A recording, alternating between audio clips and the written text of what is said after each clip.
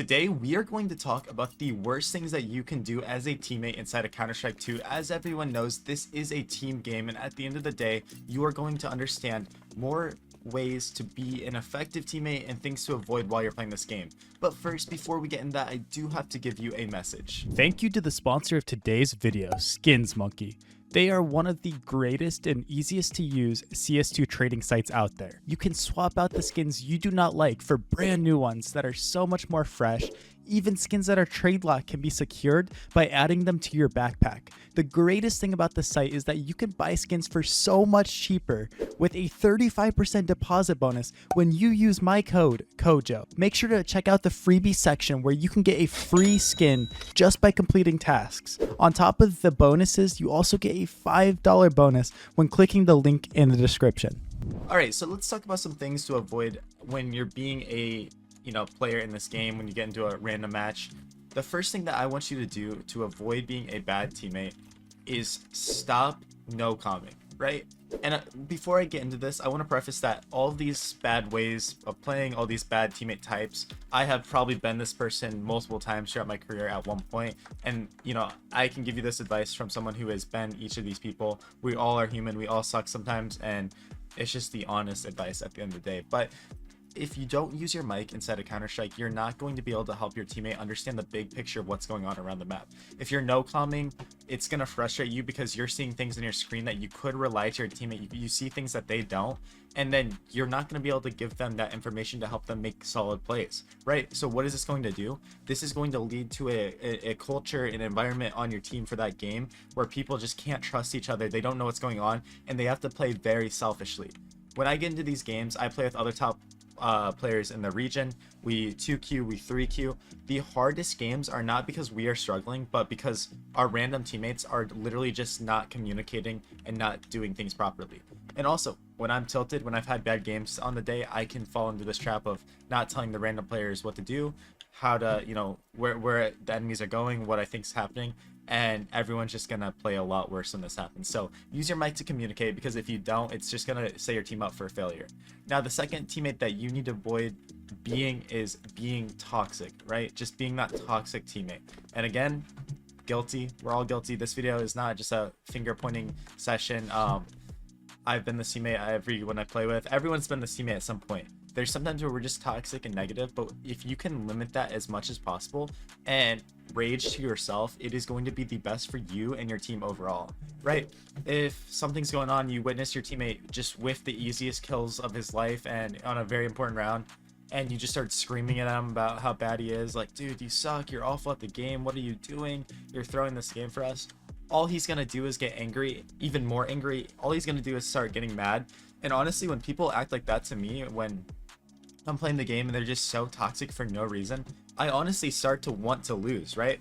I'm not throwing the game, I'm not purposely doing anything like that, but I just don't want to be there, right? I don't want to play, I don't want to be there, I don't want to do anything. So literally my body language, just who I am, deflates when I have this, because I no longer care about the result.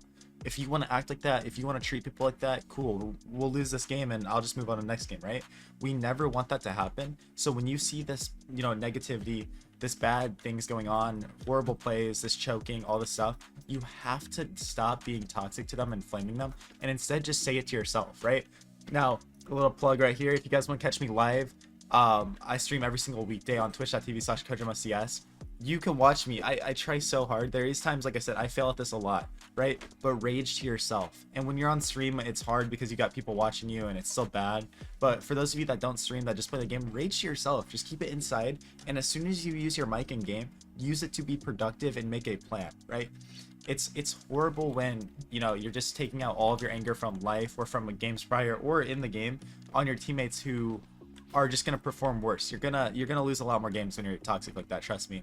I've seen players at the high level in Counter-Strike for NA region, right? Some players in ECL, some players high up on the leaderboards that will ultimately end up failing in their career if they don't change course, because nobody wants to play with them.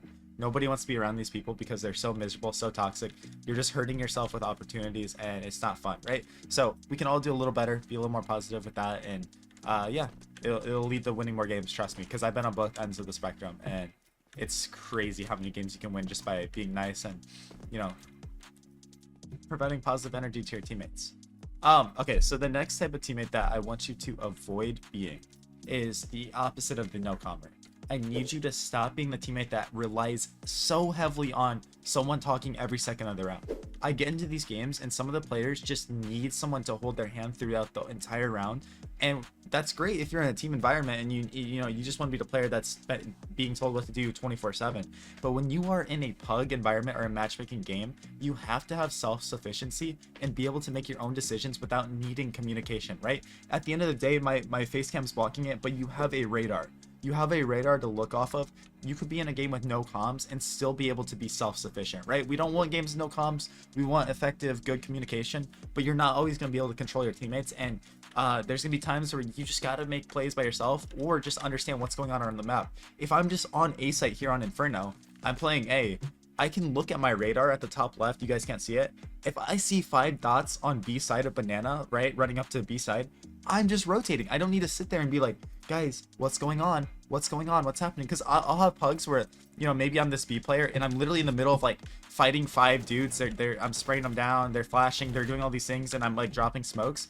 And I have a teammate in my ear going, "What's going on? What's going on? Can someone tell me what's going on? I don't understand." And I'm like, dude, shut up. Like, just look at the radar. Like, right?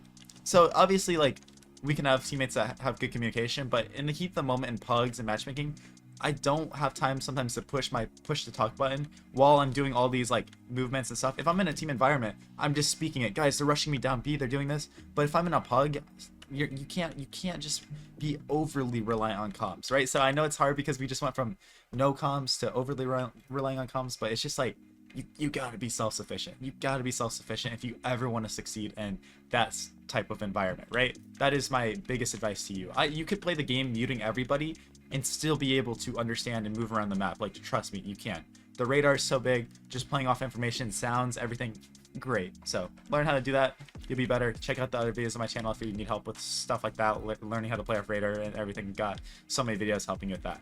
Lastly, the teammate that I want you to avoid being, the teammate that is good, but like at the end of the day you're just gonna lose a lot of games, is the baiting teammate, right? The baiting teammate that doesn't provide any value other than just getting frags, right?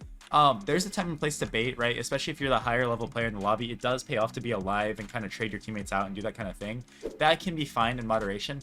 I am specifically talking about when you are in a lobby and you have good players on your team, you have players that can perform. Maybe you're the level 7 and you have all level 10s in your team.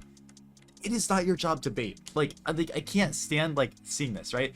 You are going to make your team so tilted if every round you are sitting in a corner on one side of the map. If you're sitting here and App's just like sitting here like this, waiting for your teammates to do something, and then you activate and go do something. That is genuinely the most frustrating thing to deal with, is when you have a player that literally will do nothing, just waiting for everyone to die and then go out, right? And honestly, it isn't even a level thing. Even if you are in a lobby that you are the middle player, the top player, like, dude, like, you gotta give value to the team some way, right? There's games where, playing slow is gonna be great because the other team is just gonna run through, right? And you can just frag them and stuff. But generally, I see players that refuse to do anything and then get upset when their teammates are failing or when their teammates aren't performing, right? Be open to entering, be open to finding impact. And again, I say this to myself because there is pugs where I'm not playing the best and I just want to sit back and trade and bait. But at the end of the day, guys, if you want to perform, you're gonna have to be able to help your teammates out. You can bait them still, but like, be useful, right? You can flash them into brackets, you can flash banana, you can come up with these plans, but sitting in a corner the whole round and just hiding, waiting for everything to happen and then coming out, it's just so useless. If you're the last man alive every round, it's very useless in my opinion. So yeah, those are some tips, guys. If you want to support me as well, check out my merch shop. You can get some really cool stuff. I love this Kojo mug. You can get some funny stuff, some cool things, and yeah, just have a good time. So thank you all so much for watching this video. I'll catch you in tomorrow's video. Appreciate every single one of you. Let's keep grinding. Let's keep growing and being the best players possible. Peace out.